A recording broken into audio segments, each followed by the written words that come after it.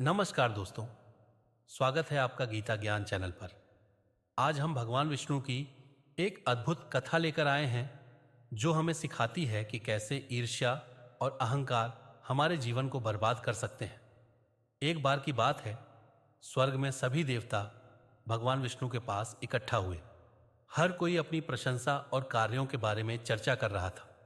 इसी दौरान स्वर्ग के दो प्रमुख गंधर्व चित्रकेतु और पुष्पकेतु भी वहां पहुंचे। दोनों गंधर्व अपनी मधुर आवाज और संगीत के लिए प्रसिद्ध थे, लेकिन चित्रकेतु को हमेशा लगता था कि वह पुष्पकेतु से बेहतर है। एक दिन जब देवताओं के समक्ष गायन का आयोजन हो रहा था, चित्रकेतु ने अपनी श्रेष्ठता साबित करने के लिए पुष्पकेतु को अपमानित करना शुरू कर दिया। उसने कहा, तुम्हारा संगीत मेरे सामने कुछ भी नहीं है। स्वर्ग में केवल मेरे गायन की प्रशंसा होती है। पुष्पकेतु ने कोई उत्तर नहीं दिया, लेकिन अंदर ही अंदर वह बहुत आहत हुआ। उसे चित्रकेतु से ईर्ष्या होने लगी और उसने सोचा, मैं इसे दिखाऊंगा कि मैं कितना महान हूं। कुछ समय बाद एक विशेष उत्सव का आयोजन हुआ। भगवान विष्णु ने आदेश दिया कि दोनों गंधर्व मिलकर एक भव्य गीत प्रस्तुत करें, लेकिन चित्रकेतु और पुष्पकेतु दोनों ही एक दूसरे के साथ काम करने को तैयार नहीं थे। उनका अहंकार और ईर्ष्या इतना बढ़ चुका था कि उन्होंने भगवान विष्णु के आदेश की भी अवहेलना कर दी। भगवान विष्णु ने उनकी स्थिति को देखा और मुस्कुराए।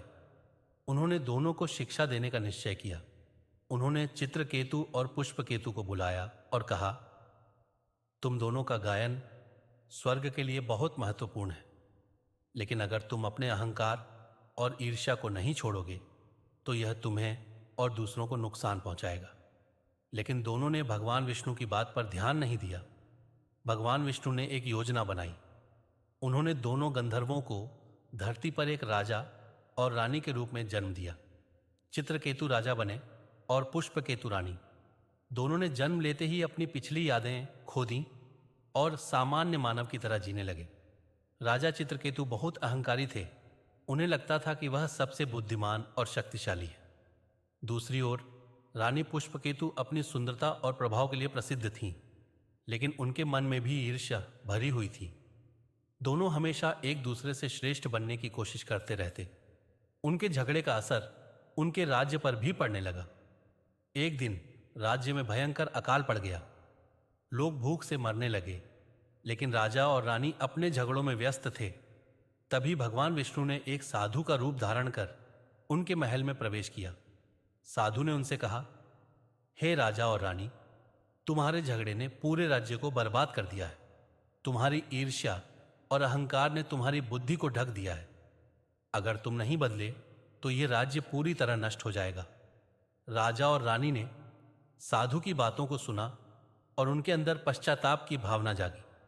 राजा चित्रकेतु ने कहा, हे साधु, मैं समझ गया हूं कि मेरा अहंकार मेरे पतन का कारण है।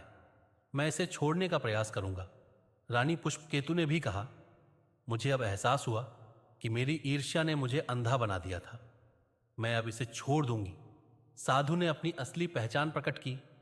वह भगवान विष्णु थे। उन्होंने राजा और रानी को आशीर्वाद दिया और कहा, जब तक तुम ईर्ष्या और अहंकार को छोड़कर सहयोग और प्रेम से नहीं चलोगे, तब तक तुम्हारा जीवन और तुम्हारा राज्य दोनों संकट में रहेंगे। इसके बाद भगवान विष्णु ने उन्हें उनका गंधर्व रूप याद दिलाया। चित्रकेतु और पुष्पकेतु ने भगवान विष्णु से क्षमा मांगी और वादा किया कि वे अपने अहंकार और ईर्ष्या पर नियंत्रण रखेंगे। दोस्तों, इस कहानी से हमें क्या सीखने को मिलता है कि ईर्ष्या और अहंकार हमारे जीवन को बर्बाद कर सकते हैं। तो दोस्तों, आज की कहानी आपको कैसी लगी? अगर इसने आपके जीवन में कोई सकारात्मक बदलाव लाया है तो इसे दूसरों के साथ ज़रूर साझा करें। कमेंट्स में लिखें कि आपने इस कहानी से क्या सीखा। चैनल को सब्सक्राइब करना ना भूलें और अगले वीडियो में फिर मिलते हैं भगवान विष्णु और गीता के और गहरे संदेशों के साथ। हरि ओम